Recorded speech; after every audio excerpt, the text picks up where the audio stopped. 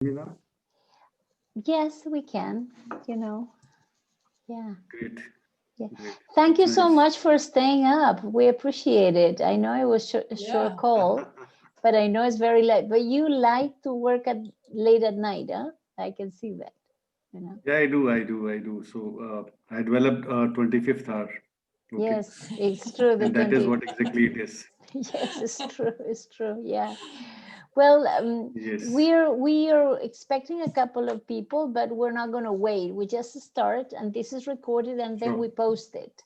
So it's already recording, and so I'm going to welcome everybody. Actually, this is the first time we're having one of our sessions and chapters of Bold Conversations in English.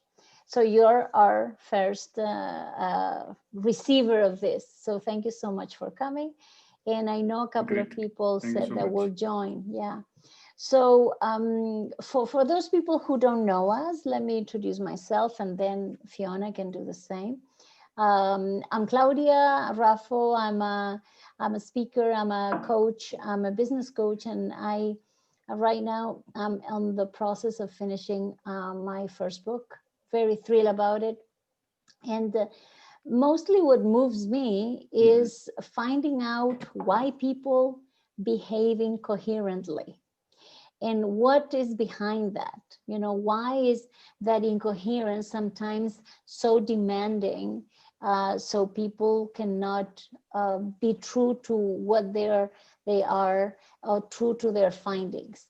And that I have seen everywhere I traveled, everywhere I go, and it's something that really moves me. So in that sense, I feel that it is an amazing quest to talk to people about this. And today's topic is about character, is about being actually decent and being loyal to yourself and to your integrity. Mhm. So you can find me in different pages, and we'll be very happy to share our views with you guys. Okay, so Fiona is my co-host. So Fiona, let's go. Hi.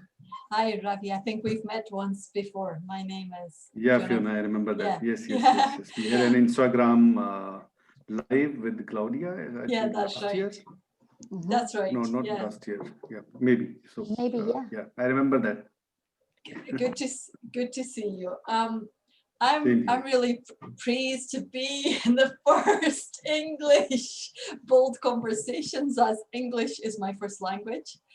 For anybody listening in the States, they might question that a Scottish person can actually speak English, but I will try and speak slowly for you guys.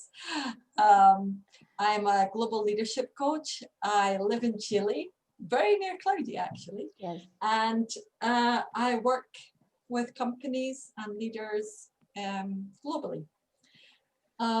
What excites me about my work? Um, I have a passion for connecting with people to from where they're at and helping them and walking with them and accompanying them to where they want to be. That for me is a real challenge and inspiration to see people Mm. grow, to see people change their leadership, to see people be the people that they want to be in their lives and their leadership. So Yeah. So this is wonderful. Great. This is gonna be a fast-moving conversation. So if you want to interact, we would use the chat, and if you want to raise your hand and make a comment, that would be nicely welcome. And as you can see, we have this little way to do it, which is insights for I and reflections for R and Q for questions, just to keep everybody on the loop. And if you later want to make any comments on our YouTube channel, that would be terrific. Okay. So Great. let's see, Fiona, you want to hit it off, or shall I? You go ahead. you go ahead. Yeah. Okay. So Yeah. um, let me connect with how important this topic is for me. Uh, right now, all over the world, we have seen actually the lack of character by leaders.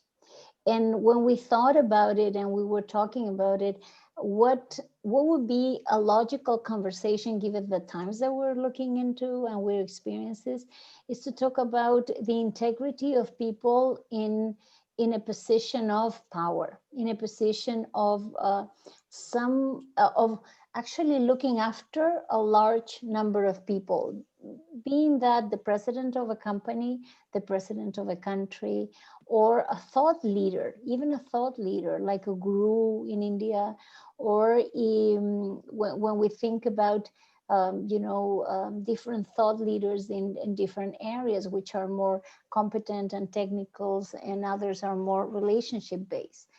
And what moves us to talk about this is that we have these incredible questions that have to do with whether we are, whether we are true to our characters, our values, and our core beliefs, And when we were researching about this and researching basically to based on our experience, but at the same time trying to gather as much information as possible to share with everybody, is the questions that I ask myself is how true to myself I am and I have been. And character is about that. It's about asking those tough questions. Welcome, Jashi. And trying to ask yourself these tough questions about, am I honoring my heritage family-wise? Am I being honest to what my mother taught me? If she was a present figure in my life, to what my father taught me, if he was a present figure in my mind, in my life. And the answer is, on many occasions, no. On many occasions, I've failed. It's been a little bit difficult to see myself doing it. So I want to do it, but then it's hard because early on in my life, I didn't have any tools to actually put it into practice, So we really have to be honest with ourselves. If not, we cannot improve. If we don't understand and we don't see the frailties and the weaknesses we have, how can we turn into better leaders, So I have asked that questions to myself for a long, long time. And I cannot talk about this unless I have seen it in myself, because it'll be irresponsible. How can I point to someone else, even leaders, if I cannot be, sincere and decent? So I have reviewed my life. Up to this moment, I'm much more aware, and awareness is key, and I'm very, very aware of what I do, how I do it, and the consequences that those actions bring, not only to me, but to others. And there was a time where that wasn't the case. And I think it's important to put it on the table, It's like, if we feel we come with all that part of, internal technology, as Guru says, that is really settled, we will never grow, So that's what I wanted to bring to the table to begin with, And Fiona, yeah, I know you have also something. Yeah, I was thinking about this. This is a really, really deep topic. It's not something that you just, these models that we have, that you have the 5 steps. This really goes into the essence of who we are, I think, character. And it goes into this moral excellence and a firmness earned through your actions. So character is a standard of excellence and an adherence to one's values. What are your values and your principles? And based on that is what you do each day with that. And I think we all have days when we're really not being faithful to our values or our principles. And an author wrote that you can tell people your values, but you cannot tell people you have character, because you must live it to earn it. So for here, character really is about walking the talk. It's not about talking about it. It's not about preaching about it. It's not about telling people what they must do. It's about really living what you hope that other people will see in you. And I mean, the character goes back to the days of Aristotle, who expressed the character implied as moral virtue or excellence. And I love a quote by Abraham Lincoln that said, "Character is like a tree, a reputation like its shadow. The shadow is what we think of it. The tree is the real thing." So, Claudia, maybe asking you, when do you feel your character was formed? How do you get the character that you have? You're on mute. I know. Yeah, my dog here, Karam, is a little bit upset, so I have to turn it off a little bit. I think that I don't know if I can really. The question was how I recognize my character. Is that what you said? Where do you think it came from? How has it been formed, your character? Yeah, I think for many people, and I'm sure the same applies to me, the origin is our family values.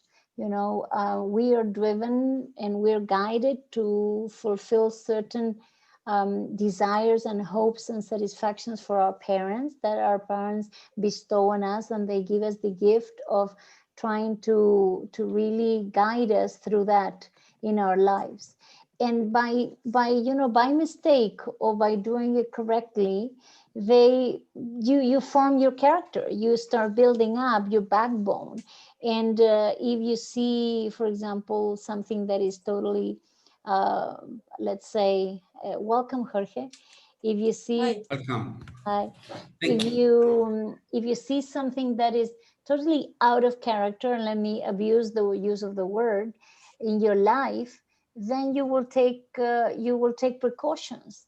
Why? Because you have seen it at home, you know. So the learning comes from, I think, from your surroundings, and is a quite relevant surrounding impact. Why I say this? Because on many occasions, first of all, we're not aware what the surrounding is really giving us, and second, we may go with the flow in the very wrong direction, you know.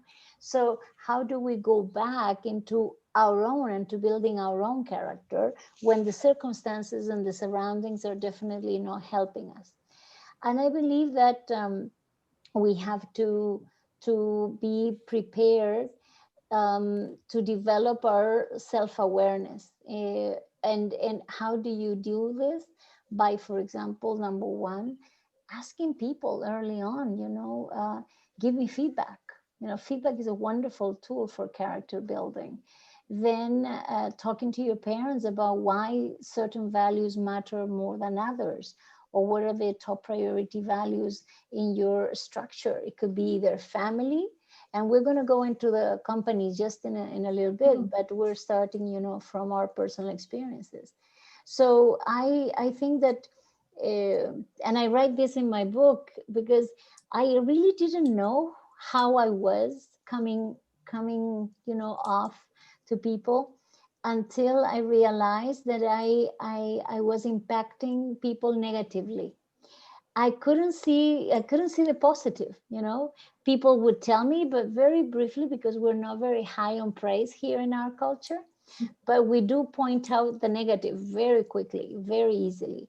So when people started reacting negatively to certain things that I did or that I said, well, there must be something wrong, because my intention, and here I want to put, you know, pay attention to this distinction. My intention is really good, but the outcome is terrible. So what is happening in between? And that, you know, that I have turned it into actually helping the people that I consult for into actually opening up possibilities, you know. If your intention is not matching your results, then what is the behavior that is incorrect, you know, that you need to fix? Right.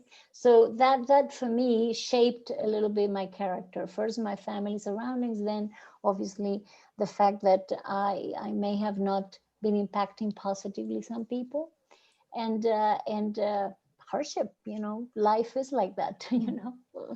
Yeah. How about you, Fiona? I mean, I have had people in my family that have been quite resilient for different reasons. For example, my mother had quite a long illness while I was a child, and her resilience taught me something about character. My grandma grandmother was very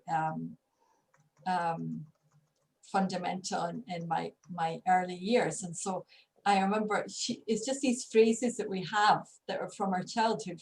My father would always say, if a job is worth doing, it's worth doing well, whatever that is, even if it's cutting the grass or whatever.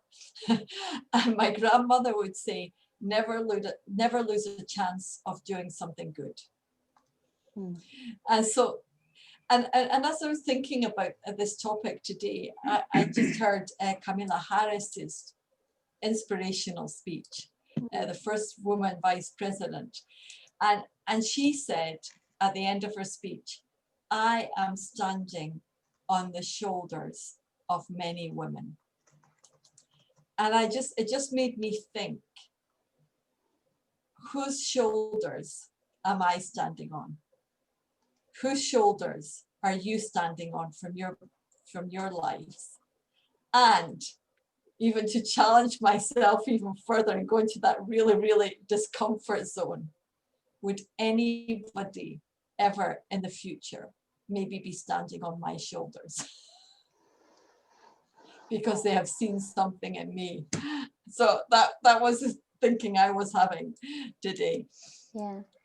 One of the aspects of connecting with character right now, and I'm happy you mentioned Biden and also Kamala Harris.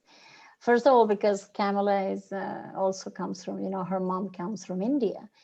And values in India are extremely relevant, not only because they're part of a community system, and I'm sure it's Ravinder who can mention or comment on that a little bit later, but basically because values also come with gods. Gods are protectors, are defenders, are, kings of abundance. And that really helps us really build a certain attitude towards life. And one of the values that I see, for example, and one of the character traits that I see in India every time I go is respect. And respect is just wonderful. So it's one of those aspects. Hi, Ernesto. Do you think you can mute yourself for a little bit? Because we'll listen to the echo for a little bit. Thank you. Thank So, you. yeah, so respect is key, is key, absolutely, So, oh, Neetu, hello, Neetu. Yeah, she joined us the other night. Neetu, welcome, thank you. And if I think about you, Fiona, and what you just said, I have the same question for our country. What are the values and the character traits that we value the most in our country? Because that societal structure is helping certain businesses bloom. And I feel that one of them is solidarity. And I don't mean just generosity or charity. I'm talking about feeling, what the other person needs and being empathetic to that. And that, I think, is an incredible and relevant point, So, yeah, Ravinder, you wanted to say something. Your hand was raised, please. Yes, so I hope everybody can hear me out. Yes. Great. Yes. Thank you so much, first of all, Claudia and Fiona, for giving me this opportunity to be here in this wonderful conversation on characters and leadership, which we are talking about. And myself, being a coach, being a motivational speaker, author, poet, that gives me a great opportunity to, know the other side of, thought and process what we are going on into it. So I will come to the point directly. There have been an article which I was writing a long time back. It was about immune system of personality. How we become what exactly we are today. It takes a very long process. The characteristics and the character of person get develops with the time. The way we, immune system of our health is there. Whatever we eat in our old age, growing from the childhood till your young age. Whatever we eat, we keep the good things within us and the bad things are going out. Similarly, processes that we learn from our parents, we learn from our friends, We learn from our, loved ones. At end of the day, we become a character, wherein we are keeping good things from other people, and we turned out into a different kind of personality as well. So what I believe that your control over your own characteristics is in your hand. What you choose and do is your thought process. Nobody can influence you till the time you see, okay, so why we do few things which creates a character or damage a character, that what we see is that our benefit in that, then we will definitely do a thing which is going to benefit us. It is good or bad, we have to decide it in end of the day. And it turns out to be a different kind of person or characteristics as well. So what I see this as a different kind of immune system which runs into us from birth till end of our life. We keep on getting the new characteristics in ourselves. We keep observing new people with ourselves, right? Uh, Yes. Yeah, Claudia? Yeah. Fiona, I go think ahead. you're right in what you're saying. Yep. I mean, lots of the psychology makes a distinction between personality trait and True. character. And it does say that personality trait tends to be less malleable, less adaptable than character. And True. character is seen as something that is adaptable, Mm. although it's not easy to change your character. And all the neuroscience, we've talked about this before, this neuroplasticity, this idea that our brains are continually forming and changing and adapting, gives us lots more opportunity Right. to change that our conversation, which says, he's like that, she's like that, they can't change. And so that's great news for us as coaches. We've known this for a long time. Now we have the scientific evidence. Yes. And Claudia, you've got some examples maybe of organizations, no? Yeah, I wanted to bring that this. up. And one of the reasons is that I would say that what really moved me to think about this was a speech I heard from Joe Biden, the president-elect of the United States, about a year ago, or maybe even earlier than a year ago, when he wasn't even running. And he said something, the soul of our nation and our people is in danger. We cannot lose the soul of who we are as, the United States or the American people. And it really struck me because I keep on, I'm a very skewed observer of what happens in my country as well. And I said, what is the soul of our nation? What have we lost in the last 2 years, if not more, maybe 10 or whatever number of years? And now, because of the social revolution and what happened last year in Chile, we're hearing voices that are totally different, voices with an agenda that includes others rather than just yourself, that want to be much more open and inclusive. And that, I feel, is really depicting a part of our character and our soul. So when I thought about some of my clients and some of the companies that I have been lucky to consult for, I also asked myself the same question. What is their soul like? What would they want to really look after? Because when we look into a company, we think so much about results all the time, which is, needless to say, is very relevant. You need to have that, is the reason why the company survives. But if it's the only purpose, I think you need to reframe it. And on many occasions, we can rewrite the book of our life. I did that. I'm very happy I did. I did that late in life. And look, I mean, I feel younger, I'm more energetic than ever. And if I had stayed in the same plateau I was, probably, I don't know what would have, become of me. So when you reframe your story, and companies can do that also, reframe it, because there are values that you need to refresh once in a while that give you the backbone that really holds together a whole community of professionals. And the purpose, purpose in the sense of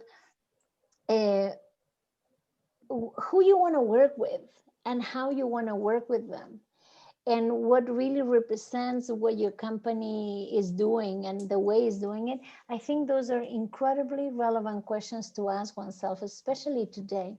Because if those two, as you know, your neurons are not in sync, your energy will not be in sync as well. And you will feel the tension and you will need to make a change, or you will not adapt to that. Now, does that mean that you need to leave? Not necessarily. Maybe you need to reframe it also. So there's tons of opportunities to actually looking into that, you know. And I will mention one example later on, but I don't want to, I know Yeah. that you also wanted to say something. Go ahead. No, I'm just seeing a question from Vashvi Yes. in the chat about Yeah. that I think from what I understand of the question, that she's asking that the women's character tends to be judged more often than men. Interesting. Just wondered if you had any comments about that. I think that I think that it's stereotyped. You know, I think that it's not necessarily that I'm giving you the word in a minute, Ravi.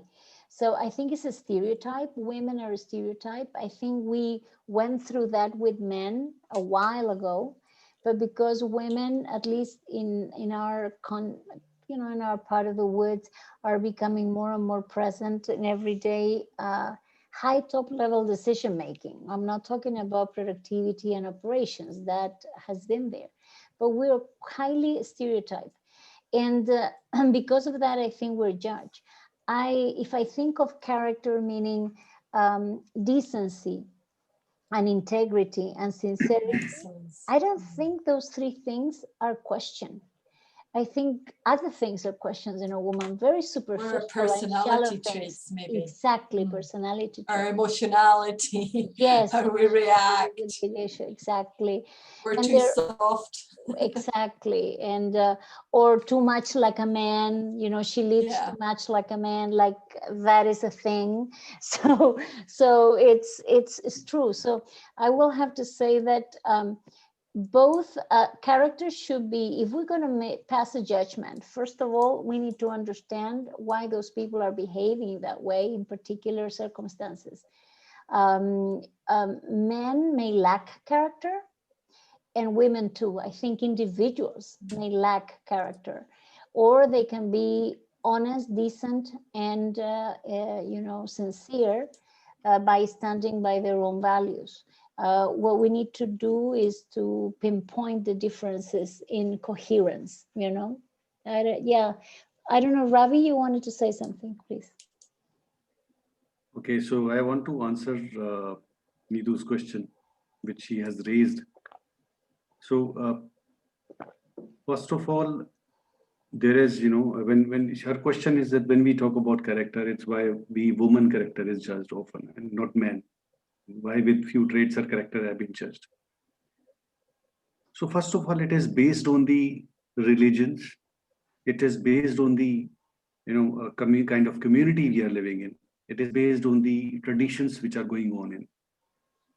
And this question, why it is came up from Neetu is that, okay, so in India specifically, there is more of, you know, family or, you know, kind of things are being rotate or being, you know, mentored by males specifically. It's a man-driven world, people are calling it, they can call it as well. And wherein I believe in since beginning, the kind of traditions and the things have been developed is that, like in a way, that women has been kept aside and man has been given more opportunities. Now this question is very genuinely, which is coming in from Neetu here, that, you know, why women are being judged, not the men. I will say that it is the responsibility of this thinking or this thought process which has come here is, and why the situation has come up that when Neetu has to ask this question is, it is our own responsibility. As a woman, as a man, as a human, I can raise up the bar, as I can raise up the questions to the men itself or woman itself. And I don't if I give opportunity, if I give right to other people to, ask me or judge me, definitely people are going to start judge you. Stop giving right to people, those who are not eligible to judge you even. You need to, grab the opportunity, and you need to understand that you need to, make them feel that you are not less than anything else. They will, they have been nurtured in a way since hundred of years that men is, above woman. That's it. That mentality has to be somewhere. We have to break it down. Everybody is equal. We all are human, and there is, if you see good leadership, good characteristics, it is everywhere. Many women leaders are leading the world here. It is not like that. So if we give them opportunity, definitely people are going to come, and they are going to, judge you in a different way in their own perspective. Yeah, But we need to, ensure that we are not giving any opportunity to somebody to judge us. yeah, It is in our hand, Neetu. I hope Exactly. I was able yeah, to answer that in a different manner. Yes. yeah. Sorry. There's a, I think there's a wonderful study in the Neuro Leadership Institute on conscious bias and unconscious bias. And I believe that even though we talk about the inclusion of women in the working force, the inclusion of women at high top level position, um, there are lots of biases that will prevent us from hiring or looking first for a woman for that position rather than a man. And that comes from the way we can mitigate those biases. And think of this as your everyday challenge, for you guys who work or you lead teams. Think of who do you go to for technical support in your area first, a man or a woman? Maybe you just have a woman, then you have to go to her. There's no choice. But if you happen to have a spread of 4 people, how do you deal? Look at what the way we explain why a woman is not working well with the team. They're totally different sets of traits that we put on the woman rather than on the man. But how can we judge or evaluate, I'd rather say evaluate, person's performance or contribution to the team when they are given the same opportunities? It changes a little bit, it changes. So, and one bias we need to stop is the one that is not said, because it's part of sort of like we have let me introduce a very common expression here in Chile, which is Toby's Club. I don't know what you say or what you call it in India. Men's club. As a men's club, right? But we have it's a cartoon, and cartoon, they get together and they're only boys. It's a boys club. So when you see a boys club at work, you feel like, okay, so I'll move. Or how do you remain, and how do you challenge that? Well, on many occasions, my my suggestion and recommendation for those teams is, first of all, recognize that a woman's idea is as strong as anybody at the table.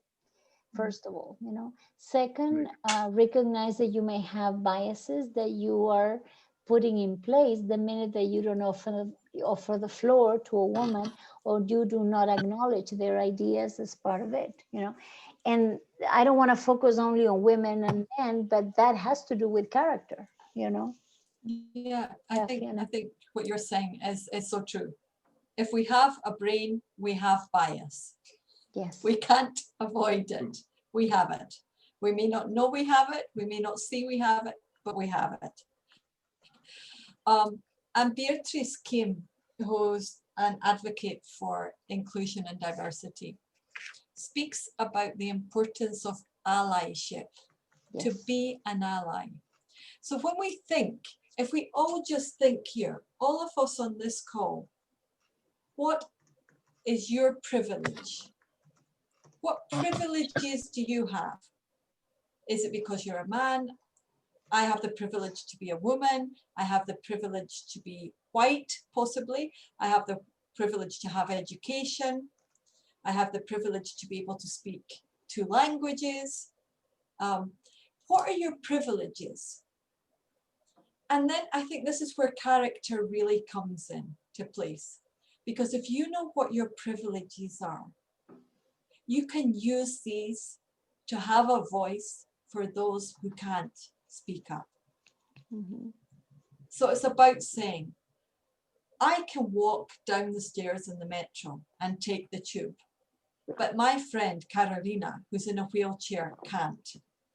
I'm her ally, and I am going to write to the metro, and I'm going to ask, and I'm going to be an ally with her so that everybody that has a physical disability can use the metro in Chile.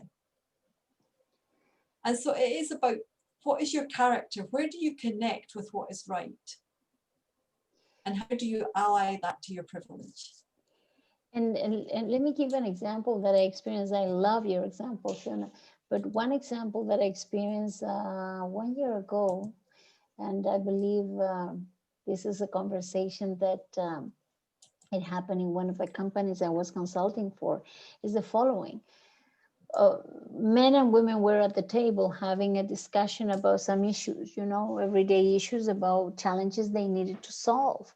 And they mentioned that the solution came from one person in front of the managers, you know, management in general. And that solution came from a woman, you know. She said, you know, this is what I believe we should, the role we should take, blah, blah, blah. And there was a silence. And afterwards, a man said the same idea, the same proposal, the same recommendation, the same, you know, suggestion. And then he was listened to, and people said, oh yeah, we should go with that, you know. At the table, there were other women, and this, you know, refers directly to allyship, and nobody said anything. But once we were out, everybody said, so you saw, he took your idea, he proposed it with a couple of new words, and then he took it for his own. And maybe that was the intention. We're not going to judge that. That's not the point. But the point is, and I'm not talking about the men here, is what happened to those women who didn't say anything in allyship with her, saying, yeah, that's exactly what she proposed. That's exactly what she was saying. This is what she said right a minute before. So I believe that is also speaks about character, because then what do you stand for? When Claudia, I would go beyond that. Sorry? I would say I would go beyond that and say, what happened to everyone in that room? Absolutely. Not just the women. Yeah. True. Yeah. Who was it? Because I don't think it had to, you know, it should be that a man can say, this woman has said something. That was her idea. And I think that's something. Jorge, good to have you back. We saw that you were joining by your cell phone. We're having a shorter session today, so we're going quickly. But that's where it's so important. What are the character? I mean, I think if we were to think, Claudia, what are some of the things that really challenged me thinking about? I'm here. Good. It's just thinking about what are things in my character that are dormant, that are sleeping, that I need to wake up and make a stand for. Who are the people that need me to be an ally for? And how do I bring that into this organizations who say that we can't change? We've always done the things this way. So I think that's something that's really challenged me to think about. Yes. There's Nidu also talking about there's a drastic difference between thoughts of character in different parts of the world. Yes. Here in India, length of cloth and time on the clock defines a girl's character. Wow. Yeah, absolutely. I'm sure Ravindra will relate to it. Yeah. Yeah. I can understand that where she's coming from. Yes. Yeah. So thank you, Nina. Yeah. So Fiona and Claudia, so I'm not sure about that how it is going in the West. It is a bit different. It's been 100+ years that we in West are we came up from that point which Neetu is talking right now is going on in India.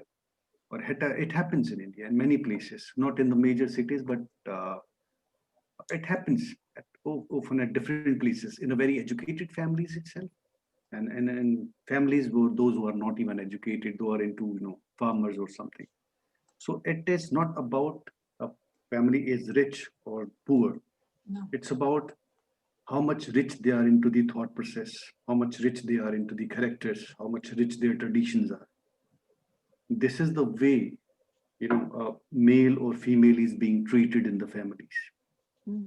I have seen my father, okay, and when we talk about my father, he's Sherpa for me in my life. He's the God for me. He has given me learnings and things because of that. I'm sitting here right now, and I learn a lot from everybody, even from my daughter itself. So the learning which we have taken up from what we have seen our fathers or parents doing with their daughters, with the sisters, they respected them a lot. They have given them the space equivalent to the male and female. They have not talked about boy or girl in their family. And today when I stand up here, I am also having the same characteristics. Okay, so it is not about that how much educated or how much rich or poor you are. It is all about what kind of characteristics you get from your families, your parents as well.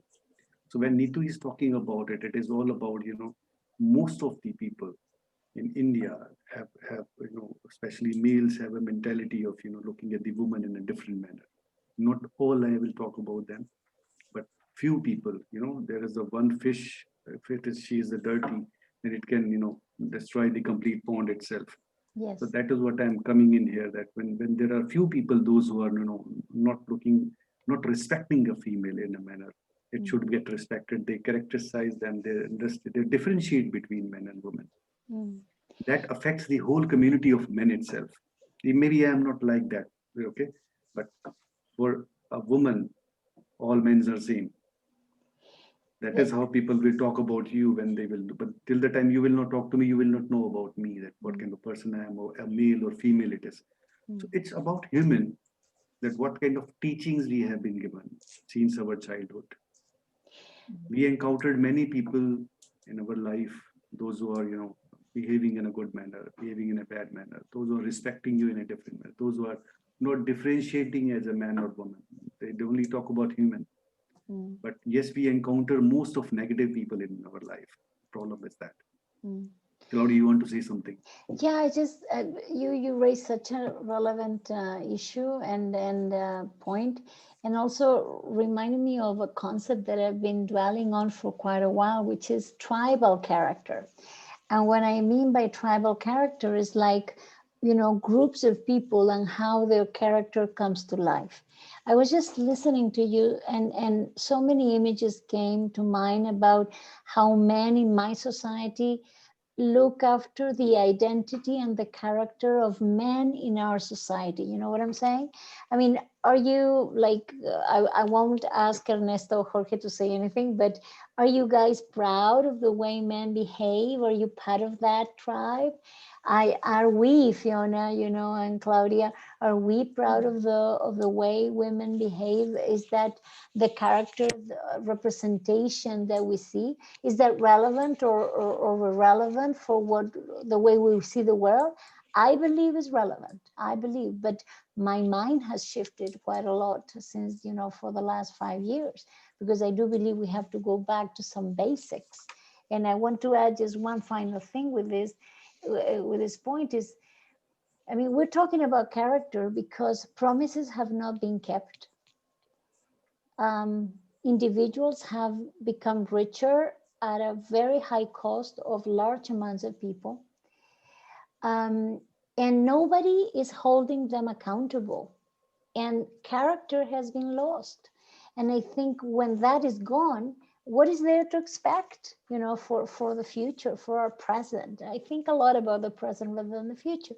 So those are integral questions for me as part of my community, my country, and also because I travel so much, I'm interested. I mean, I said I won't go back to the United States until Trump is out of office, because it has to do with what I value. I don't want to go to a country with that kind of energy and with that kind of character that is disseminating, by lots of people.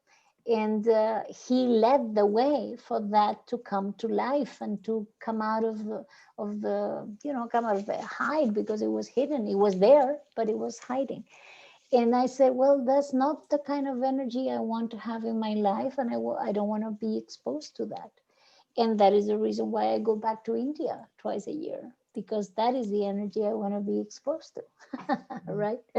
So yeah, and I wanted to say that. Yeah, Fiona. No, I was just thinking, the quote that I was thinking of to finish this is ties in a lot with Ravi's point about wealth and power. And it's a quote written by a Jewish little girl who died in Auschwitz, Anna Frank, who wrote, "Human greatness does not live or lie in wealth or power, but in character and goodness."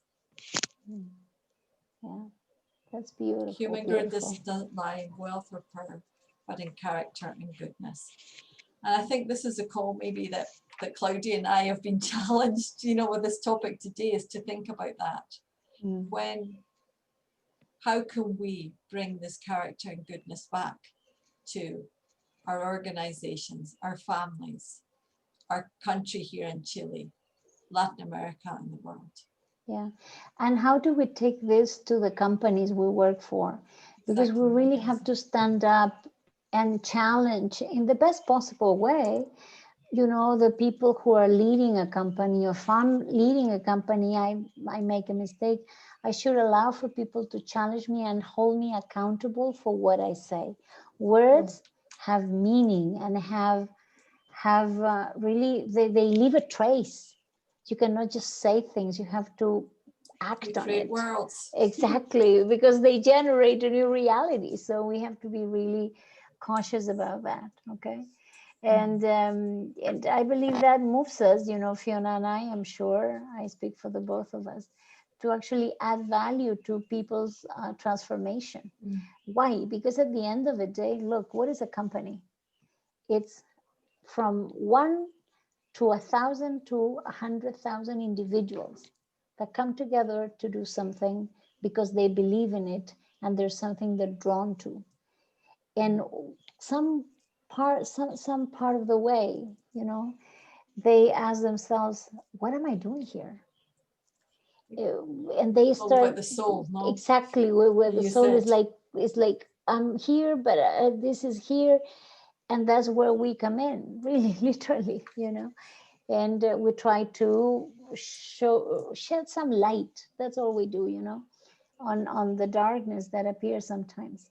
And people make decisions. I know that Jorge will relate to that because he has experienced this, and we have, I think, that all been in companies where leaders do not represent you. You don't feel like they're part of it. So we would like to leave these 5 minutes to questions, comments you would like to raise. Please feel free. If you don't feel comfortable in English, you can say it in Spanish. We will translate. No problem. Yeah. So please. Yeah. Ravi, you wanted to say something? Yeah, I just want to say something because it's been 20 plus years. I am into the corporate industry, and I'm leading a team of more than 40 people in my company as of today. Okay, so I just want to share, few challenges which we were discussing, that which every leader has to face somewhere at some place of, their career, or, or everyday day-to-day life in their companies, organization as well. The first is like difficult people. There will always be people in your team or in your organization and, in your working life who are difficult to handle, or they have different kind of perspectives, and there will be a pressure. The work environment has a lot of pressure into that psychologically, which gives you a stress, and then so much of health issues and other things as well. Another thing is letting someone go because of performance, or any any issues which keep occurring in when you're working with team members, when especially when you have to deliver a bad news, like in nowadays of COVID, you have to cut the numbers, you have to do recession, and all those things are coming in here. And in all these situations, you have to, keep your teams motivated. These are a few things which, as of now, if we face and we say that, we have to cut the cost as well, we have to save the manpower as well for the future, and then you have to handle the people in a different manner as well. You have to, mold your teams to work in a different kind of atmosphere, because since before February, it was a general life which was going on for last 40 years. Suddenly after COVID, the atmosphere for the organization has changed. People are working from home, and people, those who were, so much into working from offices, like people, those who are, other functions, those cannot work from home. It was quite difficult for them to adopt it. Then as a leader, every person has faced these all kind of challenges as well. But yes, if you are a leader, you will definitely, come out of all those things. So for me, I will say that if you are a good leader, you will be able to handle all those things in a different manner. Yeah. This is what exactly I want to say. Yeah, more on that. Thank you. Thank you. I don't know if Jorge has a question or comment, or Ernesto or Nitu. Would you like to, before we start closing?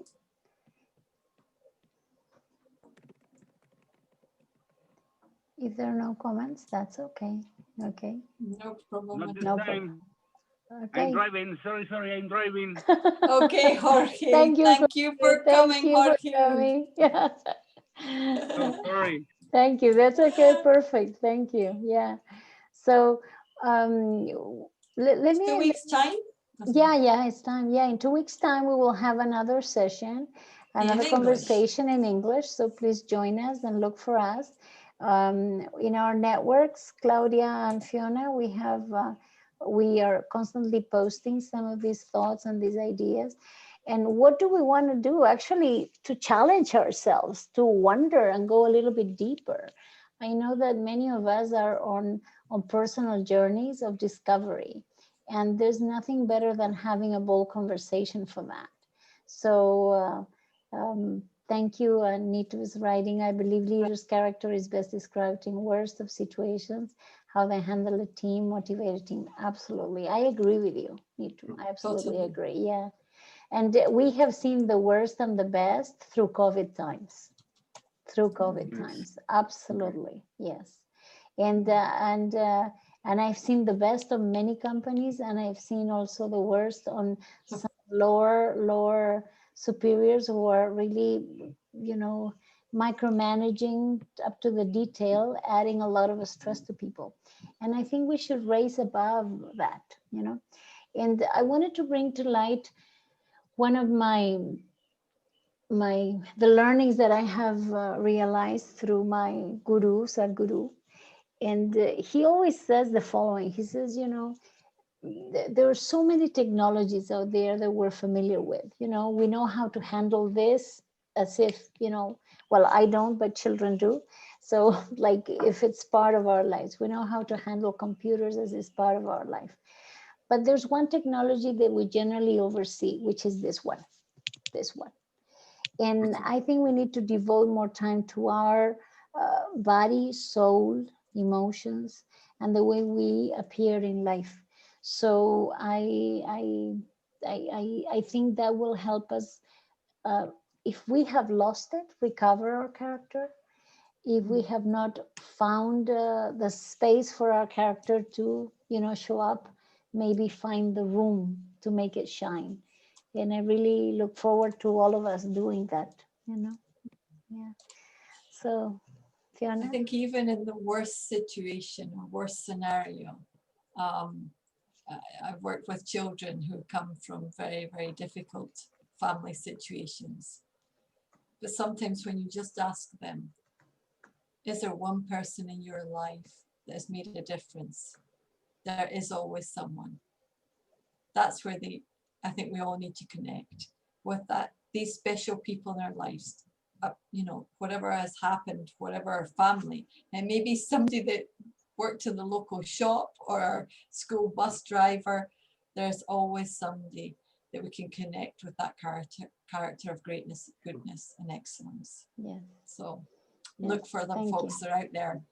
I know, exactly. Yeah. So thank you guys so much. Thank you. Thanks, Thank everybody. you, Jorge. Thank you, Thank you. Ernesto. Gracias. Thank you, Ernesto. Thank you, Nitu, for Thank you. staying Good up. evening. Next week is Spanish. Next week is Spanish, then we have English. And please, join us. Sometimes Ravi and I have conversations at very odd Sure. times in the evening, in the morning for India times, but Chile time is generally good. So wonderful. So thank you so much for everybody. Thank you. Thank you for Thank coming. you. Okay. Bye-bye. Thank you so much. Bye. Yeah. Bye. Thank you. Bye. Thank you, Ravi. Thank you, Nitu. Let